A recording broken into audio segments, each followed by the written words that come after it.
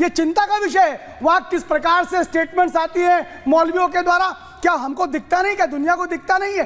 बांग्लादेश का हाल तो ठीक है, भारत के कॉन्टेक्स्ट में बात करेंगे। भारत के कॉन्टेक्स्ट में आपने जो बात बोली है, मैं प्रेम जी आपसे पूछ रही हूँ बतौर एक पत्रकार, आपको क्या लगता है अगर राष्ट्रगान की बात होती है, राष्ट्रगीत की बात होती है, ये हर जगह बजना चाहिए, हर जगह गाना चाहिए, क्या इससे कोई आपत्ति होनी चाहिए?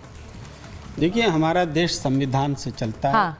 और जो कोई गलत बात होती है कानूनी रूप से सही या गलत होती है। ठीक है। इसके अलावा कोई रास्ता नहीं है बोलने का कि हम किसी माने किसी मजहब को खराब बोल दे, कोई किसी धर्म को खराब बोल दे, ये कोई रास्ता ही नहीं है। हाँ। दूसरी बात है कि ये बात स्पष्ट होनी चाहिए कि देश को एक करने के लिए यात्रा हो रही है। जैसे अभी हमारे बोल रहे थे आचार्य जी कि हिंदुस्तान को एक करने के लिए यात्रा हो रही थी। तो ये जो देश की पहचान है, आरएसएस भी कहता है कि हिंदू का हो सकती है, राष्ट्रीयता हिंदू है। ठीक है, वो जवाब आरएसएस भी कहता है कि हिंदू का मतलब इसमें मुसलमान भी शामिल है। सही, आरएसएस वो भी यही कह रहे हैं, लेकिन जो यात्रा, जो जुलूस दिख रहा है, आप जो दिखा रहे हैं, इसमें क्या मुसलमानों की या बौद्धों की या किसी की भागीदारी है क्या? जाए ना, मना करा किसी ने। जाए ठीक है, एक मिनट नहीं, ठीक है, उसके बाद ठीक है, थोड़ा एक और नहीं, मेरा क्वेश्चन तो दूसरा था ना। आपने अपनी बात रख दी, वो शायद आपका शुरुआती पॉइंट था, लेकिन मैंने कहा कि राष्ट्रगीत, राष्ट्रगान क्या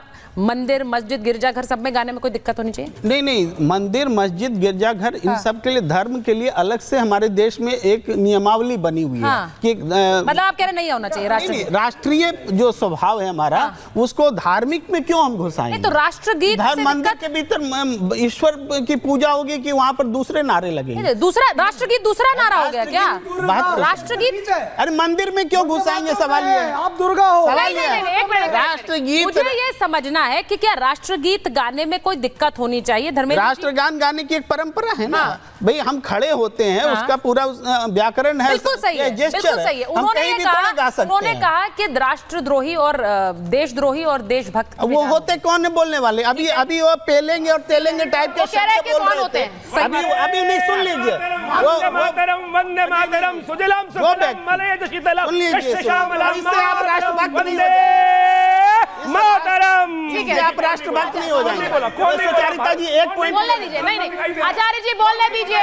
दिखाई दे रहा है, मैं बोल रहा हूँ गाँव ना साथ में, इस देश की आत्मा इसमें बसती है भाई। कोई किसी को चैलेंज नहीं करना है। आचार्य जी एक पॉइंट ले लीजिए। एक मिनट, प्रेम कुमार जी बोल रहे हैं, उनको बोलने दीजिए। इस देश को सजदा करते हो, इस देश के, अच्छा ठीक है, इस देश की वंदना करना। आचार्य जी इस तरह से नहीं डिबेट आगे करेंगे। एक बार रुकिए। मुमताज जी आपके पास आऊंगी मैं। प्रेम कुमार जी बोल रहे हैं, कंप्लीट करिए। मैं ये कह रहा हूँ, जो व्यक्ति इतनी अभद्र भाषा पेलेंगे वो लेंगे टाइप से बोल रहे हैं, वो आदर्श तो हो ही नहीं सकता। वो क्या जोड़ेंगे दूसरों को? ठीक है, इस पर एक काउंटर लूंगी, फिर मैं प्रोफेसर साहब के पास जाऊंगी। एक मिनट, प्रोफेसर साहब के पास जाऊंगी। एक बात बताइए, वो कह रहे हैं जिस तरह की भाषा का इस्तेमाल वो कर रहे हैं, वो कैसे किसी तरह के हीरो हो सकते हैं? बोलिए।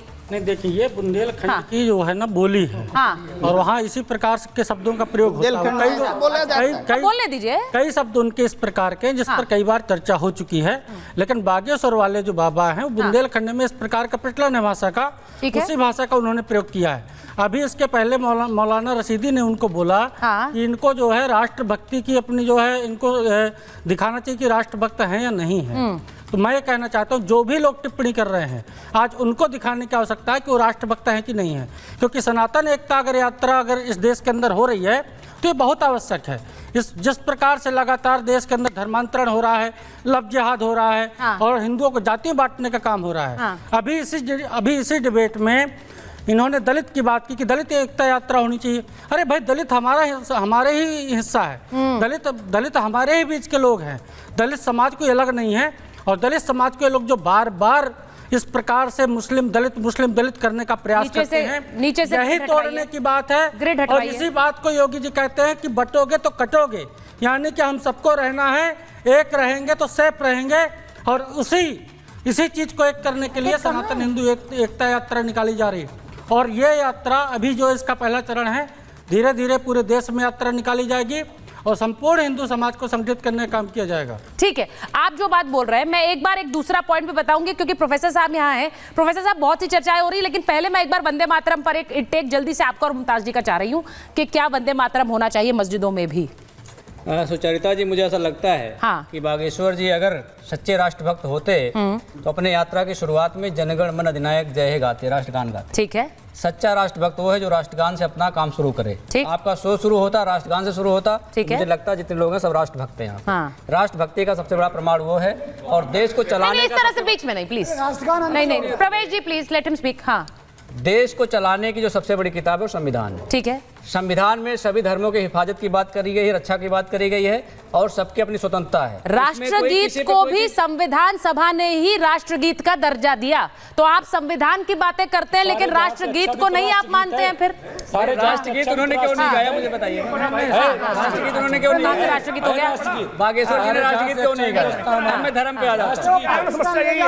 अच्छा ठीक है, एक मिनट बोलिए। इकबाल अपने साथ पाकिस्तान संविधान सभा ने जिसे माना वो तो अच्छा एक सेकंड नॉलेज पढ़ी अब प्रोफेसर साहब जरा बोल ले अपनी बात। क्लास में पढ़ी होती है। आचार्य जी आप डिस्टर्ब कर रहे थे कि शो में। आचार्य जी एक राष्ट्रगीत मिनट। केवल वंदे मातरम है। आचार्य जी आप क्यों चाह रहे हैं मैं बार बार आपके पास आऊं? ऐसा अच्छा नहीं लगता, उन्हें बोलने दीजिए। मैं अभी प्रोफेसर यादव की बात ले रही हूँ, प्रोफेसर साहब को बोलने दीजिए प्लीज। प्रोफेसर यादव बोलिए। मैं हिंदू हूँ, हाँ। और हिंदू धर्म की जो खूबसूरती है वो अराजकता नहीं है। हाँ। डिबेट में जिस तरह से अराजकता आप लोग देख रहे हैं कि मुझे बोलने नहीं दिया जा रहा है, वो हिंदू धर्म की खूबसूरती नहीं है। किस हिंदू धर्म के गुरु ने मर्यादा पुरुषोत्तम भगवान के राम के आदर्श में कहाँ लिखा है काटना? फिर वही मर्यादा पुरुषोत्तम भगवान राम के आदर्श में कहाँ लिखा है काटना? मर्यादा पुरुषोत्तम भगवान राम के आदर्श में कहाँ लिखा है बांटना? ठीक है। कौन सी किताब में लिखा है बांटना, मुझे बता ये तो दीजिए। एकता यात्रा है। मर्यादा पुरुषोत्तम भगवान राम के किताब में कहाँ पहला लिखा है? ऐसे लोग ना हिंदू के हैं ना हिंदुस्तान के हैं, कोई देश के नहीं हो सकते जो अपने धर्म के राम नहीं हैं। मंदिर गए, धर्म की आड़ राम में मंदिर विरोध गए, करना चाह रहे हैं। आपके नेताजी राम मंदिर गए, आपके नेताजी अगर आप होते जब रहे थे अभी इनके नेताजी राम मंदिर गए, हिंदुओं के होते हैं बाबा में राम मंदिर जाते आए। अरे भैया राम नाम का जप कर रहे हो, क्या बताइए? अब मैं दूसरा अरे राम नाम का जप कर रहे हो, क्या गए? अब मैं एक और बात लेना चाह रही हूँ। उन्होंने एक और बात कही, अयोध्या के डिस्कशन बार बार आ जाता है। कल देखिए, कल तो रिजल्ट आने वाला है महाराष्ट्र का, यूपी उपचुनाव का, झारखंड का। एक टेस्ट यहाँ और चल रहा है बाबा बागेश्वर की यात्रा का। एक मिनट सुनिए, एक और बात जो उन्होंने बोली है, सर तन से जुदा करने वाले दंगा फैलाते हैं। ये यात्रा दंगे से ऊपर उठने वाली है, यानी कि यात्रा के जरिए दंगा नहीं, ये यात्रा एकता वाली है। ये वो कह रहे हैं कि सर तन से जुदा वाले बात दंगा फैलाने वाली है। पहले उसके खिलाफ बोलने का ढाढ़स दिखाइए। अब ये बताइए प्रोफेसर आप, भाई सर तन से जुदा के खिलाफ आप लोग नहीं बोलते। बिल्कुल, आप इतने सीनियर जर्नलिस्ट हैं, पेलने से एकता कैसे बढ़ती है आप मुझे बता दीजिए। बाबा बागेश्वर बता दें, आचार्य जी ने बताया कैसे एकता बढ़ती है, पेलने से एकता कैसे बढ़ती है? ठीक है, आचार्य राज मिश्रा जी कैसे एकता बढ़ती है? वो कह रहे हैं भाषा ही अमर्यादा। कैसे एकता? सुनिए सठ सन विनय कुटिल सन प्रीति, सुंदरकांड का श्लोक है, बता रहा हूँ। बताइए पेल के। सठ सन विनय। अच्छा, अब इस बात बताइए ना, सहज पेल के बताइए, हो गया। आप अगर पत्थर मारोगे तो पत्थर खाने की हैसियत रखो, पत्थर खाने के लिए तैयार रहो, अगर मारोगे तो खाना पड़ेगा।